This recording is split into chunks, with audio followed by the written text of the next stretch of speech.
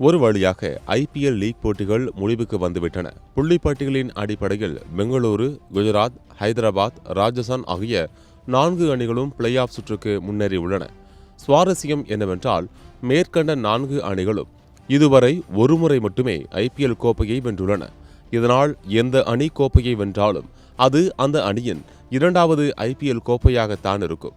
இந்த நிலையில் Chennai super Kings அணியில் ஹர்திக் பாண்டியா விரைவில் இணையப் போகிறார் என்று தகவல்கள் வெளியாகி இருக்கின்றன.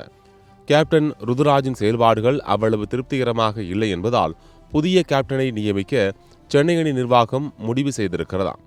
அந்த வகையில் சிவம் தூபே அல்லது ஆயுஷ் மாத்ரே இருவரில் ஒருவரை ட்ரேடிங்கில் விட்டுக் கொடுத்து பதிலுக்கு ஹர்திக்கை வாங்குவதுதான் சென்னையின் திட்டமாம். குஜராத் அணியின் கேப்டனாக இருந்து மீண்டும் மும்பைக்கு திரும்பி வந்த ஹர்திக்கிற்கு அணியின் சீனியர்கள் ரோஹித் சர்மா, சூரியகுமார் யாதவ், பும்ரா தரப்பிலிருந்து போதிய ஒத்துழைப்பு கிடைக்கவில்லை. இதனால் அணியை விட்டு வெளியேறும் முடிவில்தான் ஹர்திக் இருக்கிறாராம். இதை சூசகமாக 7:07 என மொபைல் போன் டிஸ்பிளே மூலம் ஹர்திக் பாண்டியா வெளிப்படுத்தி இருக்கிறார். இதனால் விரைவில் இது குறித்த அதிகாரப்பூர்வ தகவல் வெளியாகும் என்று எதிர்பார்க்கப்படுகிறது.